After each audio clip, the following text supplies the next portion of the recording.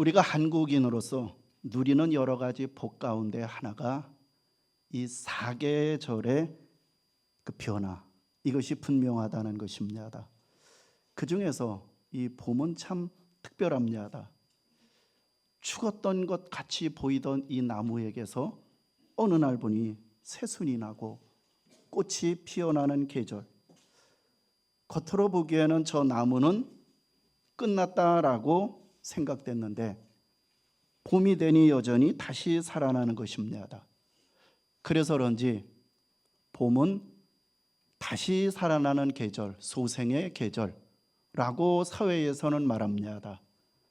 어떤 의미에서 부활의 계절 같은 그것을 보여주고 있는 것 같습니다. 겨울 내내 깡 말라버리고 단단했던 가지에서 어느 날 보니까 연한 순이 돋아나는 것을 보면서 참 신비롭습니다. 그런 모습을 보면서 하나님께서 대자연 속에서 부활을 설명해 주는 것 같다라는 그러한 생각을 하게 됩니다. 우리 기독교 신앙은 예수 그리스도의 십자가와 부활 위에 서 있습니다. 십자가를 통하여서 우리는 죄 사함을 받았고, 그리고 부활을 통하여서 예수님이 참 구원자이심을 분명하게 드러냈습니다. 세상에서 죽었다가 다시 살아난 사람은 아무도 없습니다. 유일하게 예수님밖에 없습니다. 그래서 기독교는 살아계신 예수 그리스도를 믿는 것이고, 그리고 오늘도 여전히 주님을 실제로 만나는 것이 우리의 신앙입니다. 예수님은 부활하신 이후에 여러 사람들을 만났습니다. 슬픔 속에 눈물을 흘리며 울고 있는 막달라 마리아에게 만나 주십니다. 두려워 문을 닫고 떨고 있는 제자들 속에 찾아오십니다. 그리고 의심하고 있었던 도마에게 찾아오십니다.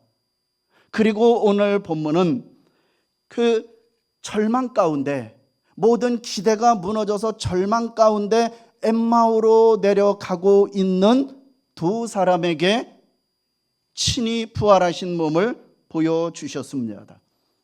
오늘 본문을 통해서 과연 부활의 모습을 보여준 사람, 주님의 부활을 만난 사람은 어떤 사람들이었고, 그리고 그 사람들에게 어떤 변화가 일어났는지, 이것을 오늘 성경 속에서 여러분에게 설명을 드리면서 그냥 부활절에 한 절기 부활했다 이것이 아니라, 오늘 이 말씀을 통하여서 오늘 이 시대에 26년 참으로 전쟁 중에 모든 경기가 어렵고 힘들어하는 이 시대, 각종 질병들이 난무하는 이러한 시대 속에 살아가고 있는 우리에게 이 부활이 주는 의미가 무엇인지 우리에게 적용하면서 그렇게 함께 은혜를 나누려고 말씀을 준비를 했습니다.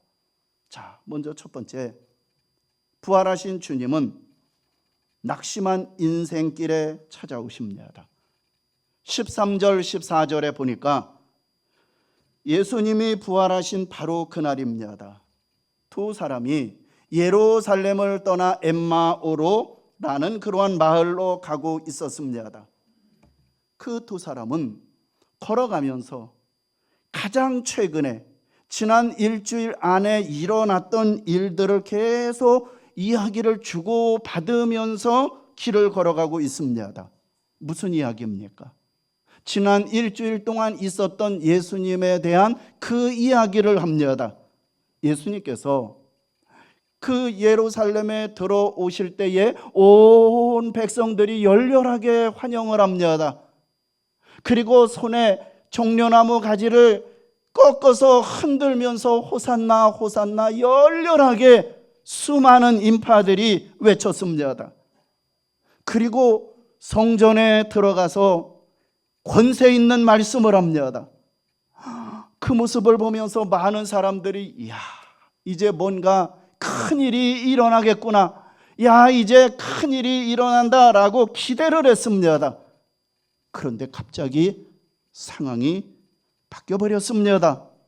뒤집혀 버렸습니다. 사랑하던 제자 가룟 유다가 배신을 합니다. 그러다마자 예수님이 잡힙니다. 예수님이 신문을 당합니다. 예수님이 채찍에 맞습니다. 그리고 급기야 십자가에 달려 죽으셨습니다.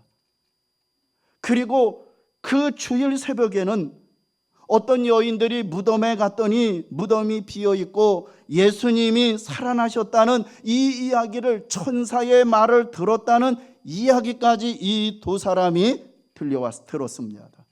그들은 길을 걸으면서 이런저런 이야기를 하면서 길을 가고 있었습니다. 그런데 그들의 얼굴빛은 좋지 않았습니다. 기대도 없었습니다. 17절을 보니 슬픈 빛을 띠고 있었다라고 말합니다. 그들이 걸어가는 길은 실망이 가득했습니다. 왜 그랬습니까? 왜 실망이 가득합니까? 그들의 기대가 깡그리 무너졌기 때문입니다.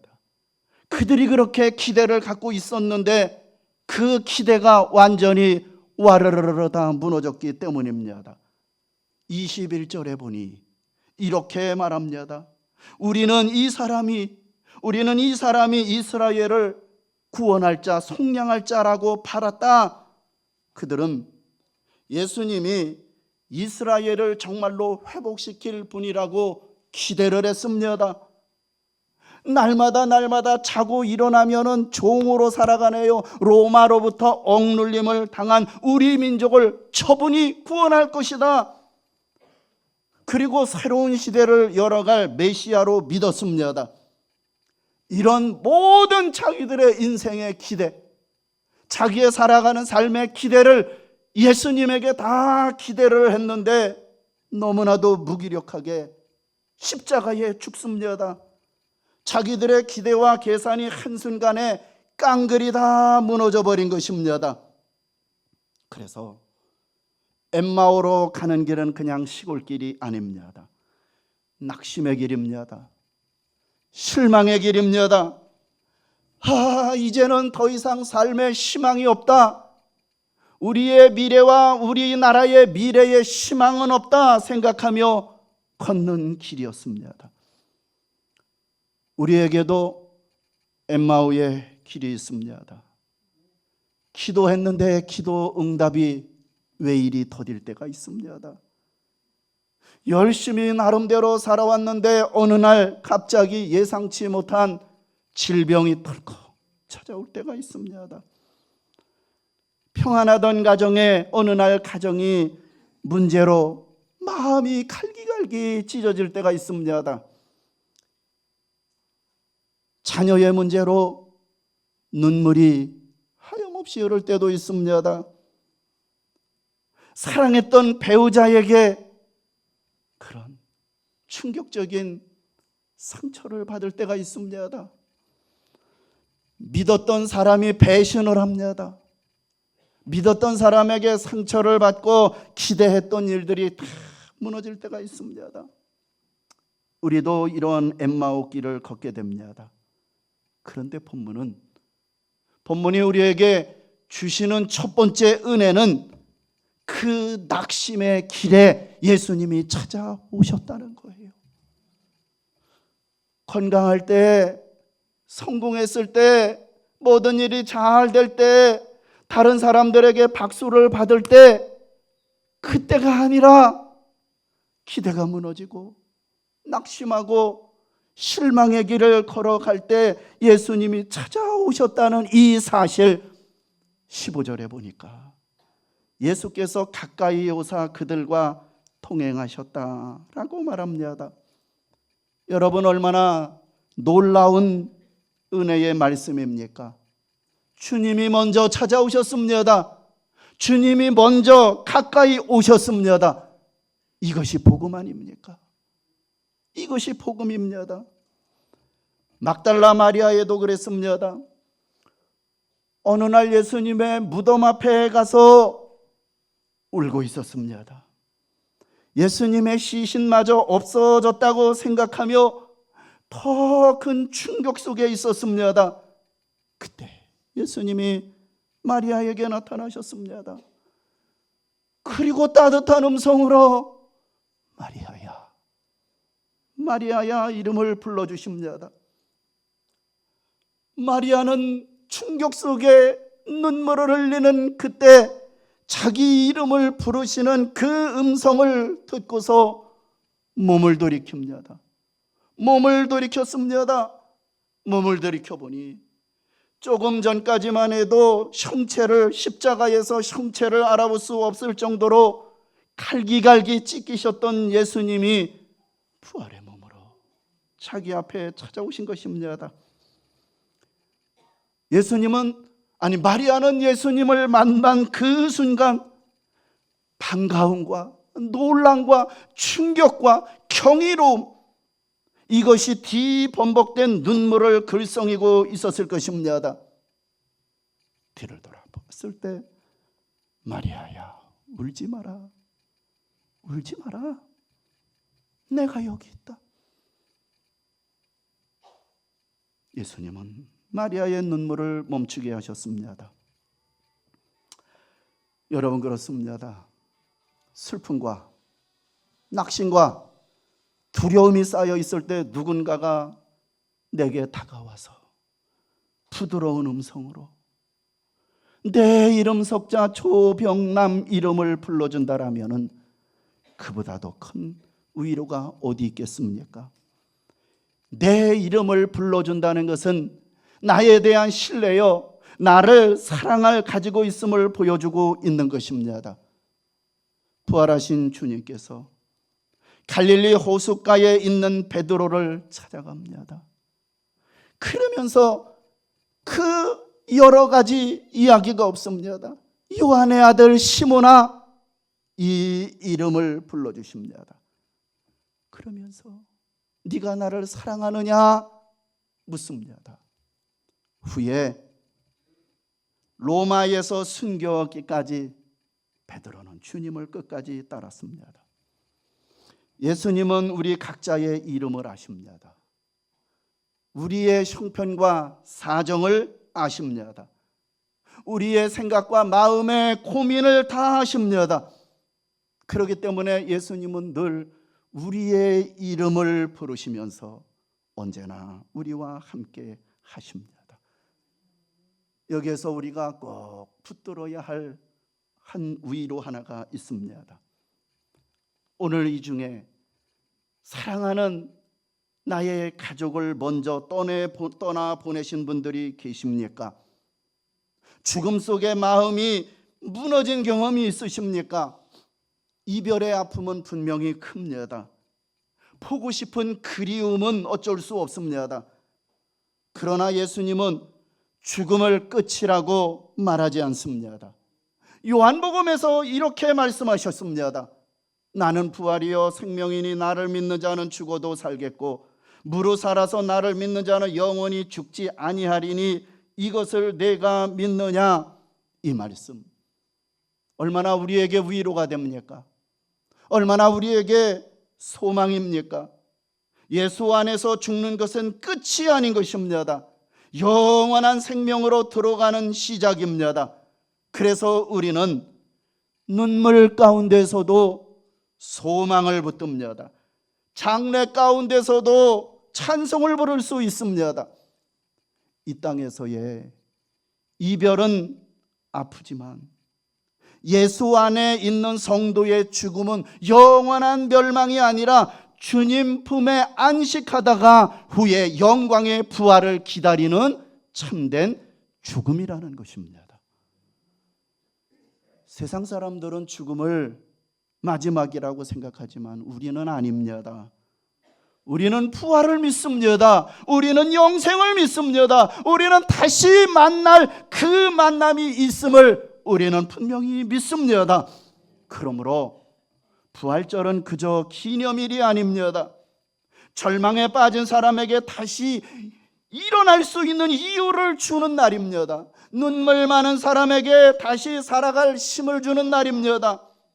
죽음의 공포에 눌린 사람에게 영생의 소망을 주는 날입니다. 세상에서 한 번에 가장 많은 사람이 죽었던 일이 있습니다. 그리고 죽을 때 비참하게 아주 처참하게 죽은 사건이 있습니다.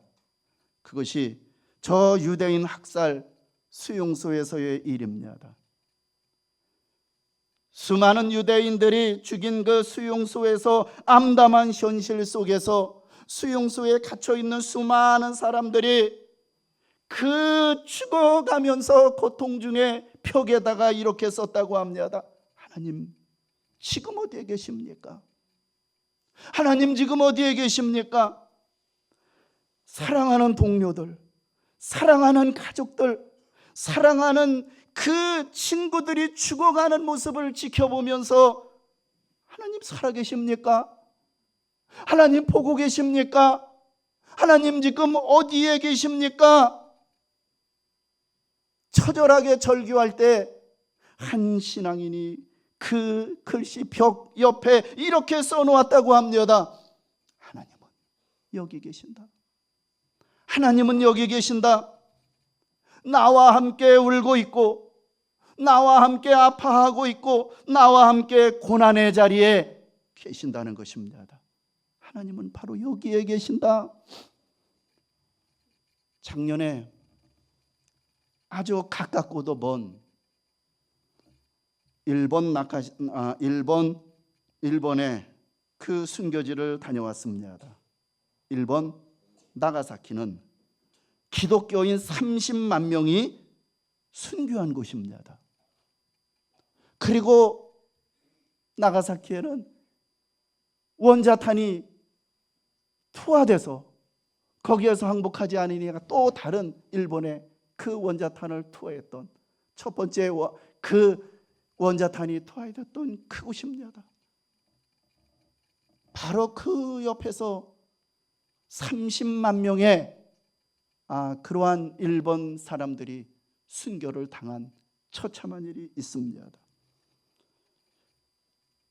그 당시에는 사람들이 소리도 없이 스륵스륵하면서 칼로 목베임을 당합니다. 그 기독교 박해를 배경으로 해가지고 침묵이라는 소설이 나와서 엄청 많이 읽게 됩니다. 영화로도 나왔습니다. 내용은 왜 하나님은 침묵하는 거냐는 거예요.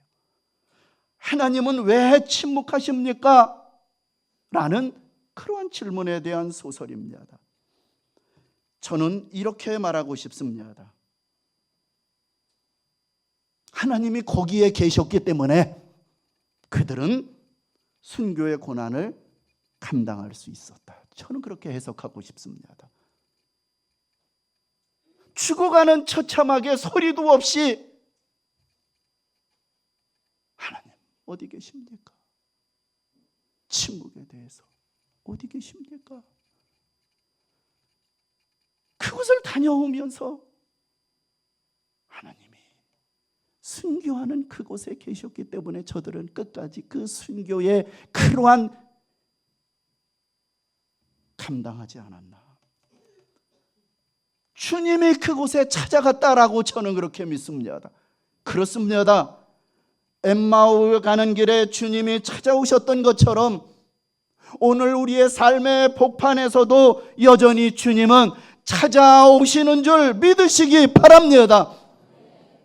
상실의 자리에도 찾아오시고 죽음의 그늘에도 찾아오시고 아픔과 배신과 그러한 고통 속에서도 여전히 우리에게 찾아오시는 주님. 두 번째, 부활하신 주님은 말씀으로 닫힌 눈을 열어주십니다. 이상한 것이 하나 있습니다. 예수님이 저들에게 함께 같이 와서 함께 걷는데 두 사람은 예수님을 알아보지를 못하더라고요. 16절을 보십시오. 그들이 눈이 가려워서 그인 줄 알아보지 못하거늘.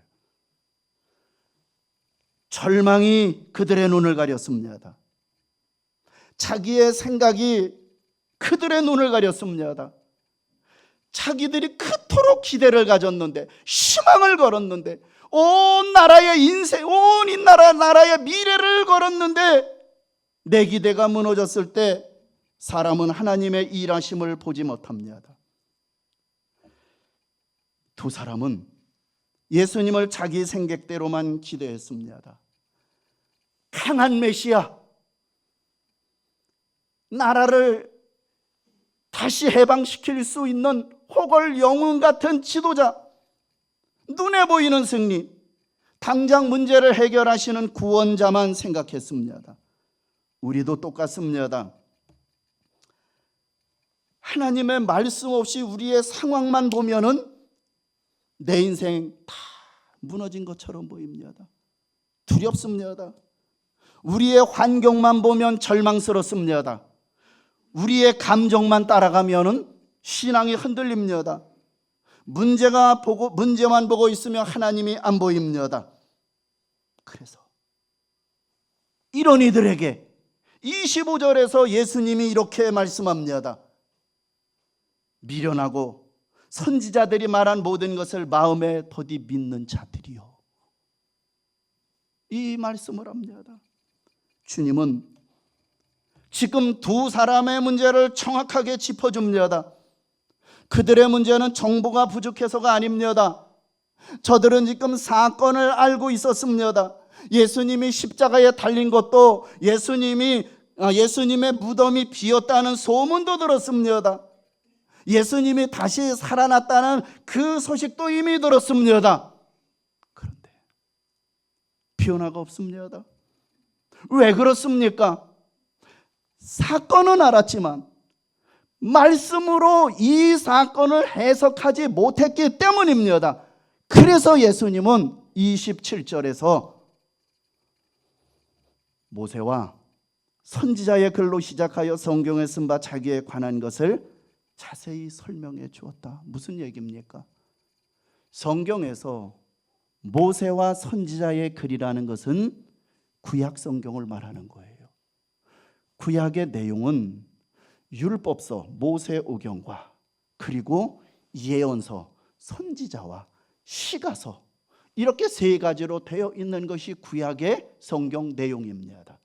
지금 여기에서 모세와 선지자의 글도 읽어보지 못했느냐 하면서 설명해 주었다는 것은 이 사건은 구약 성경에 이미 예언되어 있다는 것을 찾아서 예수님이 확인시켜 주었습니다. 이 장면이 여러분 얼마나 중요한지 모릅니다.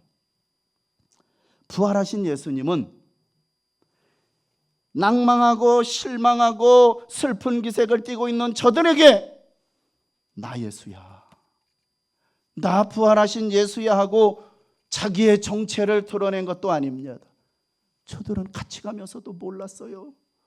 먼저 예수님은 말씀을 자세하게 풀어줬습니다. 구약 성경을 통하여서 이렇게 일어나게 된 배경을 해석해 주었습니다.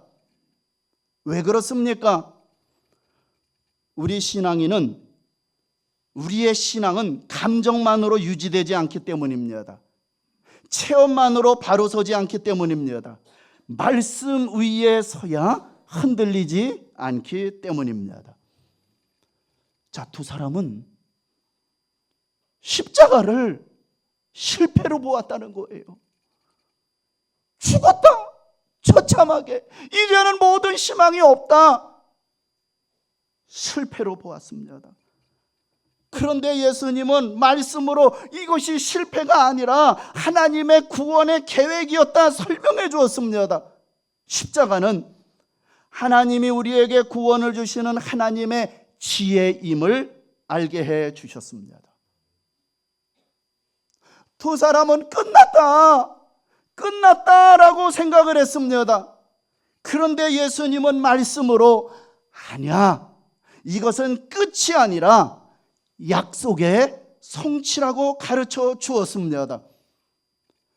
구약 성경 전체를 통하여 예언되어 온 하나님의 약속이 성취되었음을 가르쳐 주었습니다. 여러분, 우리도 그렇습니다. 문제를 만날 때요, 말씀 없이 문제를 해석하면 절망합니다. 백발백중입니다. 문제를 만났을 때 하나님의 말씀 없이 그 문제를 해석하면 절망해요. 환경만 보면 낙심합니다. 내 감정대로만 따르면 흔들립니다. 그러나 말씀으로 보면 달라집니다. 예를 들면 질병도 하나님의 말씀으로 보면은 하나님을 붙드시는 자리가 됩니다. 질병 걸렸을 때 하나님의 말씀으로 해석해 보면은 이 질병을 통하여서 하나님을 만나는 시간, 하나님의 만나는 자리가 되는 거예요. 가정의 아픔이 있잖아요.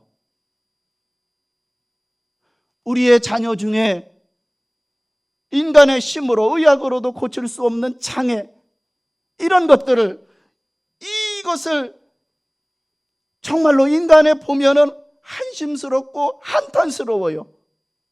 그러나 이 가정의 아픔, 말씀으로 보면은 회복의 시작이 될 수 있다는 거예요. 실패를 보십시오. 실패도 말씀으로 보면은 어떻습니까? 하나님이 나를 낮추시고 하나님이 다시 세우는 훈련의 시간이 될 수 있다는 거예요. 할렐루야. 여러분, 그래서 우리의 기독교가 말씀의 종교, 우리가 소망이 있고 힘이 있고 끝까지 열방을 향하여 온 세계를 점령하는 종교가 기독교 아닙니까?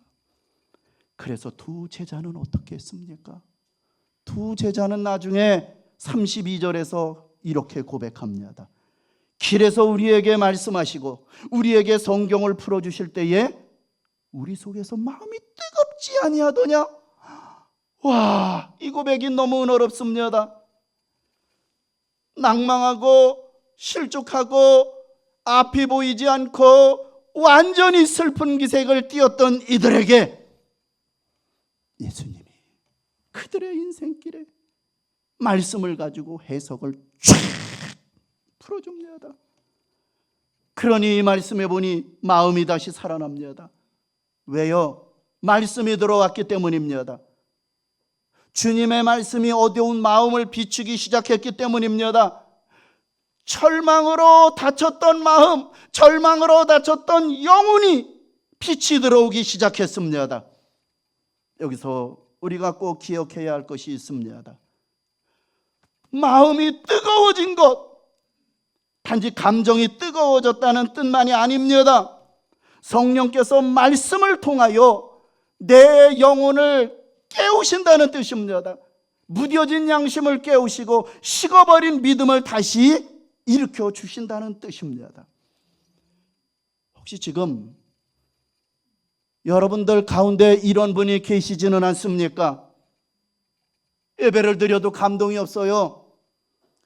찬송을 불러도 마음이 메마르고 기도를 해도 입술만 움직이고 말씀을 들어도 잘 와닿지 않는 분이 계십니까? 그렇다면 엠마오의 두 사람을 보십시오. 저들도 처음에는 아무것도 못 보았습니다. 처음에는 그저 마음이 무너져 있었습니다. 그런데 주의 말씀을 들을 때 속에서 다시 불이 붙었습니다. 오늘 여러분들에게도 이렇게 되기를 바랍니다. 말씀을 통하여 마음이 다시 살아나기를 바랍니다. 성령께서 역사하셔서 여러분의 눈이 열려지기를 바랍니다. 살아계신 예수님을 말씀 가운데 만나시기를 주 이름으로 축원합니다. 29절에서 엠마오로 가는 그 길에 날이 저물어 갑니다. 두 사람이 예수님을 붙듭니다. 우리와 함께 유하사이다. 우리와 함께 이 가까운 여간에서 묵으십시다 라는 말입니다. 이 말이 참 귀합니다. 왜요? 그분의 말씀에 은혜를 받았거든요. 낙심한 그분에게 그 낙심한 저들에게 말씀으로, 성경으로 이야기해 주는 것에 은혜를 받았습니다. 그래서 더 함께 있고 싶었던 것입니다.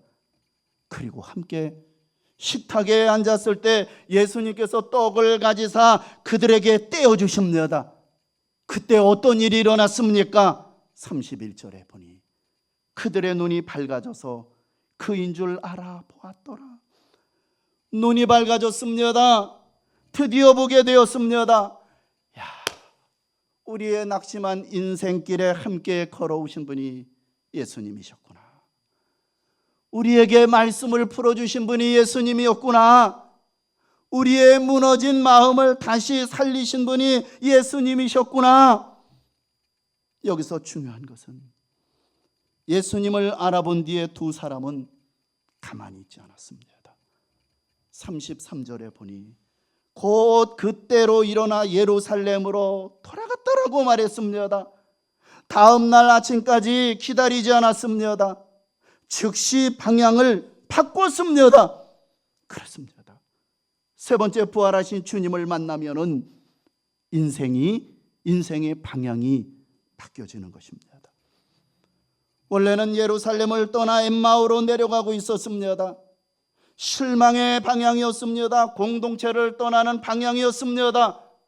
그런데 주님을 만나자 즉시 방향을 바꾸었습니다. 다시 예루살렘으로 올라갔습니다. 예루살렘은 십자가가 서 있는 곳입니다. 제자 공동체가 있는 것입니다. 우리의 목장이 있는 곳입니다. 사역의 현장입니다. 교회가 있는 자리입니다. 다시 믿음으로 돌아와야 할 자리입니다. 이것이 부활하신 주님을 만난 사람의 특징인 것입니다. 방향이 바뀝니다. 언어가 바뀝니다. 생각이 바뀝니다. 가치관이 바뀝니다. 삶의 목적이 바뀝니다. 걸어가는 인생길의 방향이 바뀝니다. 전에는 자기 생각대로 살았는데 이제는 주님의 뜻을 묻게 됩니다. 전에는 사람에게 받은 상처만 붙들고 살았는데 이제는 사명을 붙들게 됩니다. 전에는 공동체에서 멀어졌는데 이제는 주의 몸된 교회를 더 사랑하게 되는 것입니다. 부활절은 단지 주님이 살아나셨다는 사실만 기념하는 날만이 아닙니다. 내 삶의 방향을 바꾸는 날입니다. 내 신앙을 바꾸는 날입니다. 사명을 회복하는 날인 것입니다. 결론입니다. 엠마오로 가던 두 사람, 주님의 부활하신 주님을 만나기 전과 부활하신 주님을 만난 이후 완전히 달라졌습니다. 주님을 만나기 전에는 슬픔이 있었고 낭망이 있었습니다. 그러나 주님을 만난 이후에는 눈이 열립니다. 마음이 뜨거워집니다. 마음이 열려집니다. 발걸음의 방향이 바뀌었습니다. 이것이 오늘 우리 안에, 우리 공동체 안에서 일어나야 하는 2026년 부활절에 주시는 진정한 하나님의 메시지인 것입니다. 혹시 지금 엠마오 길을 걷고 계십니까? 낙심이 있습니까? 기도해도 답답하고 예배해도 힘이 없고 내 인생 앞길 보이지 않습니까? 주님 낙심한 길에 찾아오셨습니다. 모든 희망을 다 버려서 앞이 보이지 않는 그 길에 말씀으로 닫힌 눈을 열어주셨습니다. 주님 만나면 인생의 방향이 바뀝니다. 이 부활절에 예수님을 보는 눈이 여러분들에게 열리기 바랍니다. 예수님의 음성을 듣는 귀가 열려지기를 바랍니다. 예수님을 향하여 뜨거워지는 마음의 문이 열려지기를 바랍니다. 죽음보다 강하신 그 부활의 주님을 붙들고 상실의 자리에서도 다시 일어서는 믿음, 실망의 자리에서도 다시 예루살렘으로 돌아가는 이 믿음이 여러분들에게 있기를 주의 이름으로 축원합니다.